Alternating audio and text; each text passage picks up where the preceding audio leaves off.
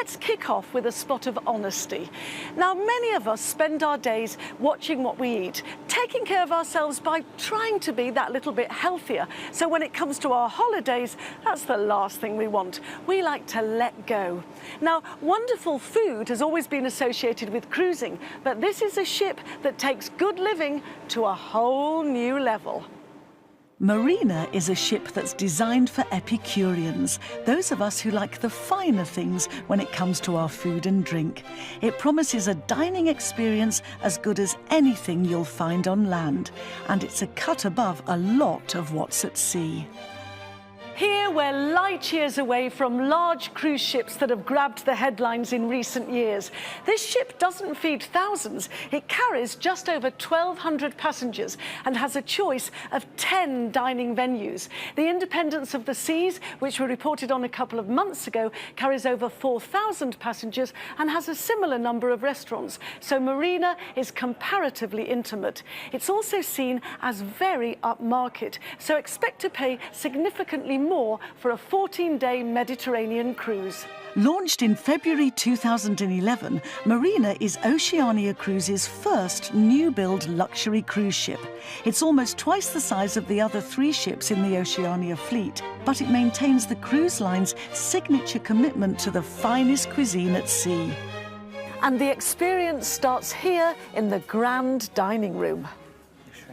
Thank you. Wow.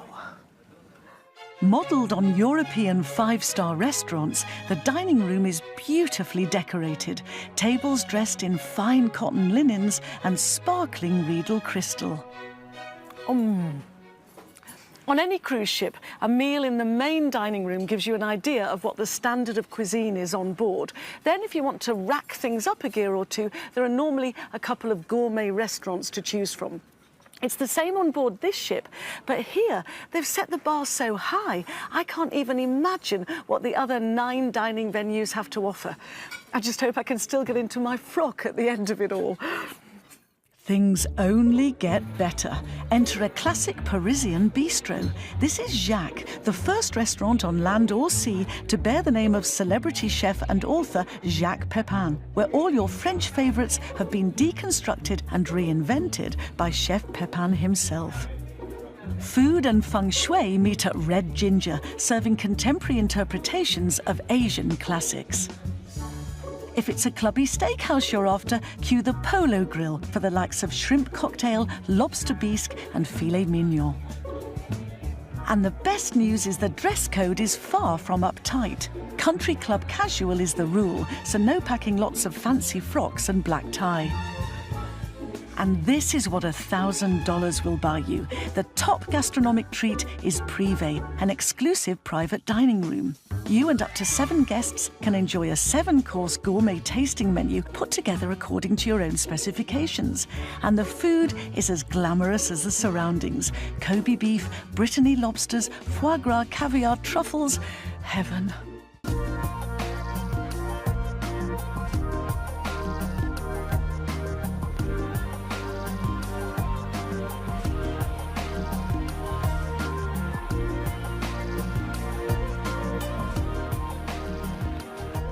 Oh, that was just what I needed to work off some of yesterday's overindulgence. Great pool, and it's open all year round because Marina spends her winters in the Caribbean and her summers in Europe. Now, I've talked a lot about impressive cooking on board, but just as important as what you eat is where you sleep. So, do the cabins measure up to the cuisine?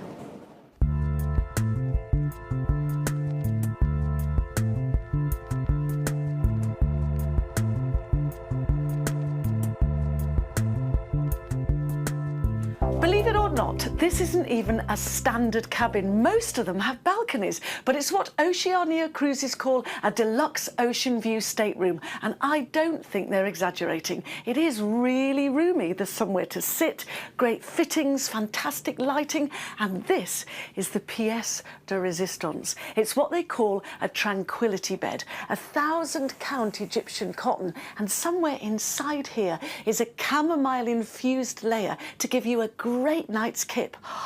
Let's take a look at the bathroom. Now, it's a standard joke on cruise ships that the bathrooms are so small you can sit on the loo and shower at the same time. But this bathroom actually has a bath. Throughout Marina, the same care and attention that you see on your plate has been lavished on the decor. The grand lobby has been designed by Lalique. Bars and lounges are decked in marble and granite, rich woods, wool carpets and soft leathers. As one reviewer's put it, this ship is a take-your-breath-away showcase of contemporary design. You really get a sense of that attention to detail in the ship's suites. They've been designed and furnished by names like Dakota Jackson and Ralph Lauren. This is a penthouse suite, where it's not all about space, it's also about look.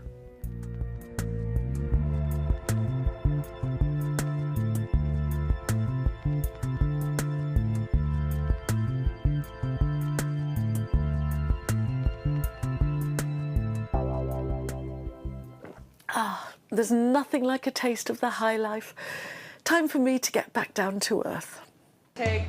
On a ship of firsts, where fine dining is so fundamental to the experience, a cookery school where you get to pick up your own gourmet tips seems only natural. Can't think why no one's done it before.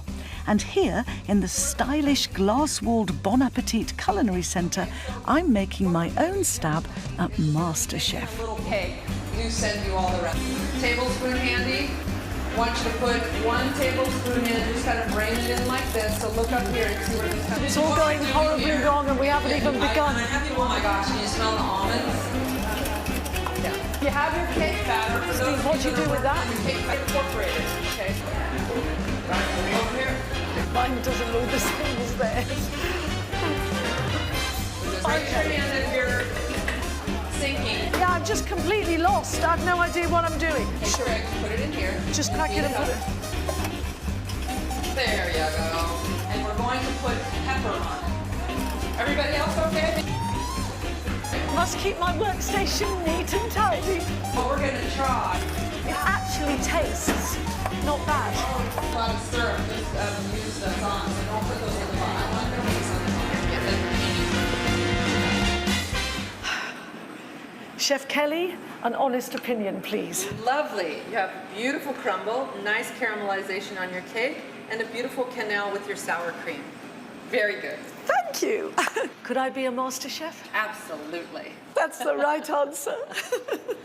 Do you know, I actually really enjoyed that. I didn't think I was going to at first because it was all a bit speedy and quite confusing, and there was a tricky moment with my cake mix, but on balance, I'm really pleased with the result. If, however, you are a total disaster in the kitchen, don't worry, because there are plenty of other activities on board.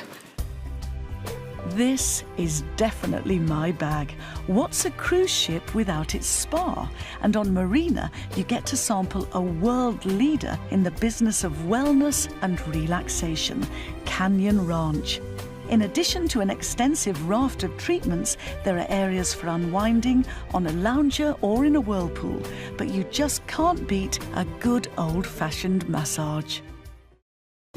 Like love and marriage and that horse and carriage, good food needs a fine wine to match it. There's a cellar of 7,000 bottles on board Marina, some of them as rare as this Chateau Petrus 1997 at a cool $2,000. Now, this is in a slightly different league and price range, but very nice it is too. I'm in La Reserve, another first on board this ship. La Reserve is a wine tasting centre designed by Wine Spectator magazine, where you can attend seminars and tastings, and in the evenings you can book a private supper where the experts will match fine wines to your food. One thing you shouldn't expect on board Marina is the range of entertainment provided on larger cruise ships. You'll still find your Broadway-style shows, but on a smaller scale. And it's a great opportunity to sit down, relax, and let your food digest.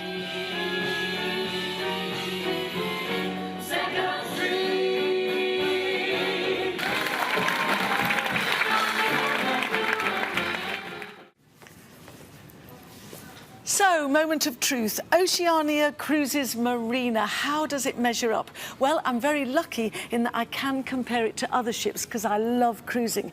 And I have to say, this is definitely the most beautiful ship I have ever been on. From the cabins to the spa to the general areas, the restaurants, fantastic.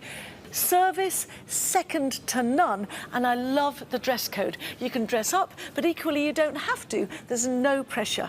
Probably, though, the most important point for me is its gastronomic heaven. Definitely not one to book if you're on any kind of diet.